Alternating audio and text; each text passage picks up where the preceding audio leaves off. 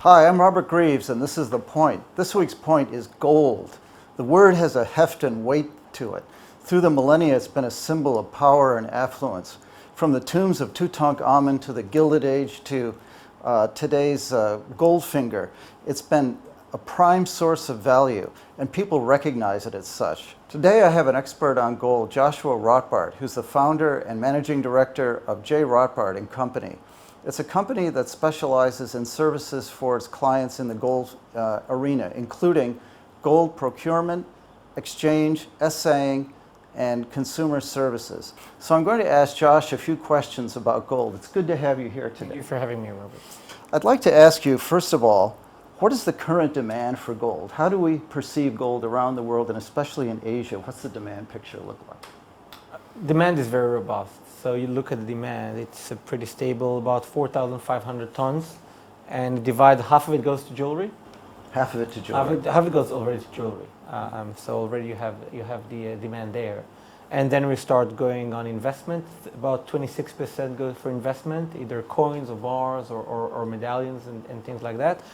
And then we have the central banks that are buying a lot, especially as mentioned 2010, but 2018 was the biggest, saw the biggest purchases of gold by central banks since the last, I would say, 50 years, since the 70s. So central banks are buying, and then we have the technology sector that's buying a lot. So overall, if you look at it, it's about 4,500 tons total that are in demand. About 3,500 tons are getting mined every year. And that 1,000 ton gap is usually recycled gold. So jewelry, people bring their jewelry, they bring other stuff. And that's what's nice about gold, is that it can be recycled again and again, and that's kind of support the overall demand. So what is the near-term outlook for gold prices? I understand it's been in a band between 1,050 and 1,350 or something, but it goes up and down. What is it like now? What's your outlook?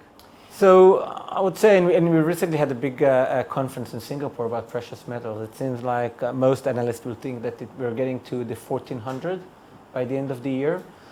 Personally, I think it's a quite conservative. It's going to be a conservative assumption, assuming there are no major developments. But gold is very sensitive to geopolitical and economical risks. But as I said in the intro, you don't buy gold just on the price. You buy it as a diversifier, right? Tell me a little bit about your views of that. So, and I learned that from our first client that purchased over $1 million in gold, right? American client, old gentleman living in New York.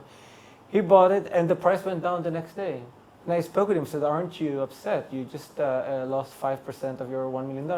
And he said, "I don't care, because it's a long-term holding proposition." So, and I learned a lot from the clients. So you see clients look at it, they look at it as a medium to long-term asset.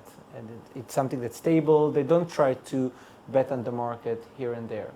You know, maybe millennials are a bit more sensitive to the prices. Clients are looking 15 years or 10 years ahead.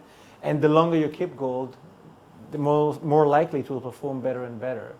So like any asset, you can lose some in the short term, but the medium to long term, it always gains. And we saw since President Nixon canceled the gold standard, gold has been performing on average 10% a year. It's been appreciating 10% a year on average since 1971. And it was $35 per troy ounce back then. And today we're at 1,360. So is gold subject to inflation, or how does that work versus fiat currencies? So gold, one of the major roles you mentioned, is a perfect hedge against inflation, because gold retains purchase power. So we're talking about $35 an ounce. And when gold was worth, 1 ounce of gold was worth $35 an ounce, you could buy a suit with this 1 ounce of gold, $35. Today, you can still buy a suit using 1 ounce of gold, but if you're going to fiat currency, actually you need to pay $1,500 to buy a suit. So you can see it went 50 times more.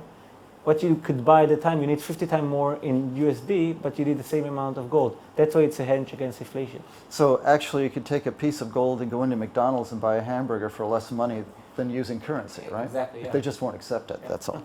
So why should investors, well, we've talked about bringing bullion into their portfolio, but I wanted to ask you specifically about physical bullion, because you're very big on this, and people say, hey, I can participate in gold, I can have paper ETF certificates for gold. Why should they have physical gold?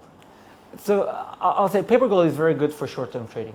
So if someone wants to hold and sell in a couple of months, that's fine. But if the purpose is wealth preservation, if the purpose is diversification to medium to long term, physical gold is the only way to go, because actually it's the only that you have exposure to the real asset. ETF at the end of the day is a share.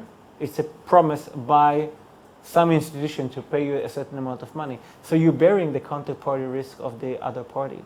While with gold, by holding it, you're owning it. So there's no counterparty risk. So that's the reason, number one. And we saw, by the way, in 2008, clients that held